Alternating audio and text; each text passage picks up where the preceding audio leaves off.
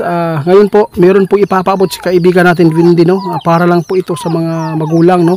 Mahilig na pabayaan yung mga anak na hindi po inihatid po sa paaralan, dapat sundo. Kasi po meron po nakita si kaibigan Shoto dito, no? Gusto lang po niya maipaabot sa inyo kasi po ayaw po niya na merong mga tulad po natin na may mga anak, napakasakit pag nawalan po tayo ng mga bata. Kasi meron po siya nakita ngayon po na di maganda ngayon sa mga grupong nangunguha ng bata na bumalik sila. Sabi po ni kaibigan, gusto po niyang sabihin sa atin at sa inyo, kaya para mag-ingat kayo, dapat ang mga bata ay ihatid. Kaibigan, kumusta? Bakit po niyo nakikita po? Ano po ba ang kanilang pakay at ilan po ba ang kanilang kinukuta sa isang linggo? Guys, 3 bata ang kanilang gustong kukunin sa isang linggo. Ano ba, meron pa ba silang pinipili ngayon? Yung mga bata na malulusog o anuman? Wala na po daw silang pinipili, guys. Meron siyang pinabot, guys. Wala nang pinipili yung mga demonyo ngayon, guys, no? Kaibigan, ano pang masabi po niyo sa mga kaibigan po natin na kapanood nito?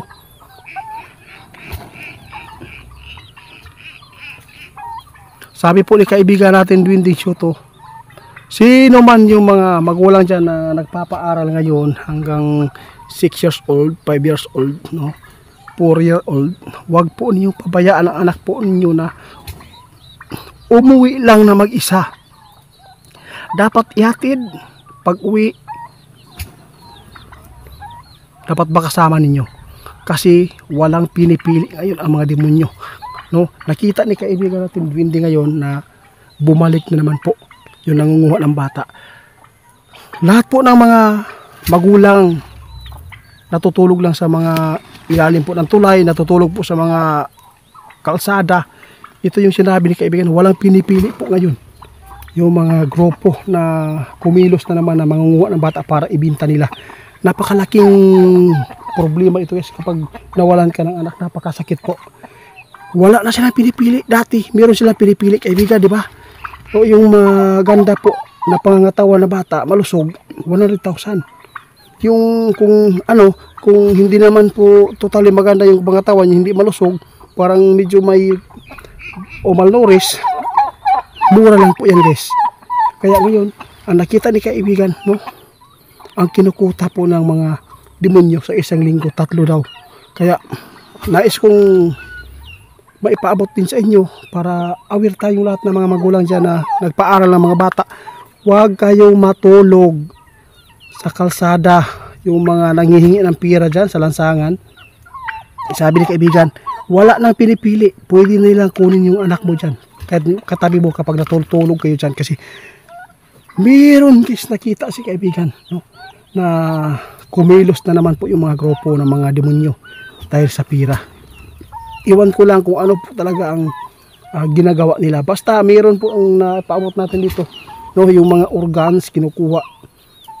Alam mo ba, guys, kung sino po sila nanguha? Meron akong kaalaman dito at saka sinabi ni Shoto sa atin nung pumunta tayo dito. Alam po na kung sino siya, no? Kilala at mayaman din siya. Kaya mag-ingat po tayong lahat. Lahat po ng mga magulang, hindi po para sa amin ito, kundi para sa inyo ito. Dapat ingatan po niyo mga anak ninyo kasi napakasakit pag tayo ay nawalan ng bata.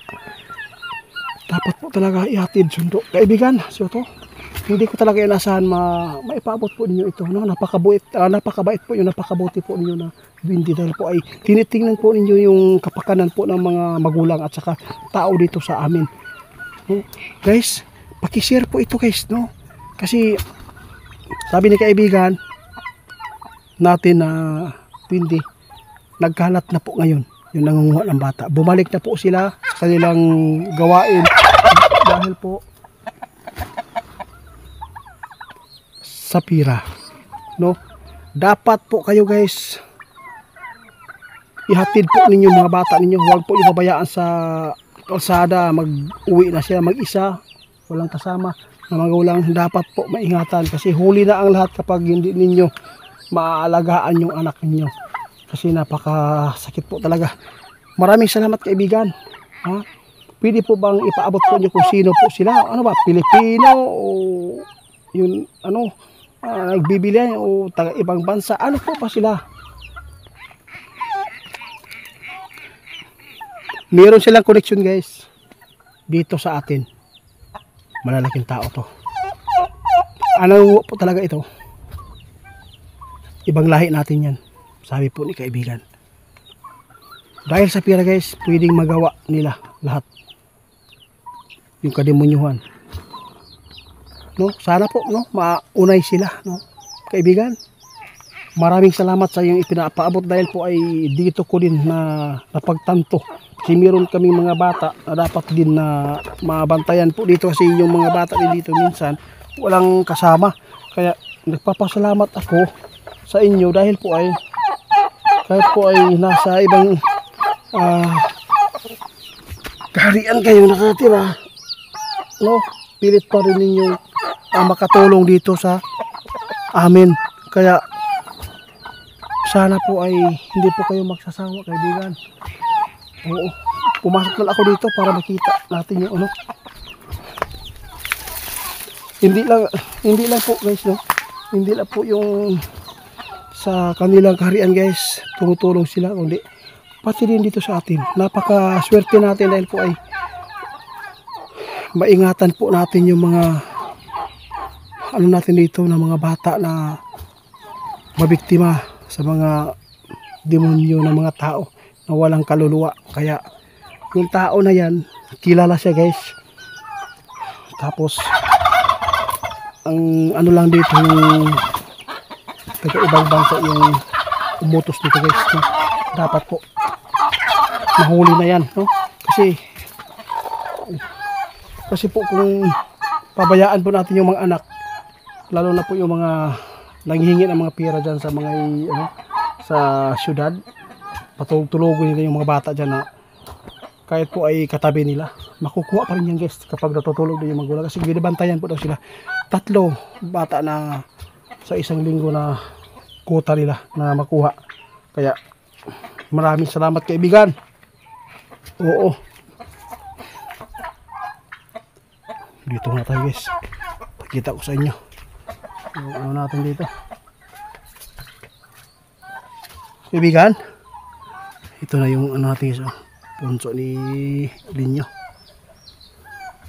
Sana po guys paki-share po guys para ma-aware po lahat po yung mga magulang na pinabayaan yung mga anak na nag-aaral na walang kasama. Pag umuwi, pag umaga ihatid talaga para maingatan po ninyo mga pangyayaring hindi po ninyo inasahan. Kasi ang pagsisisi nasa huli.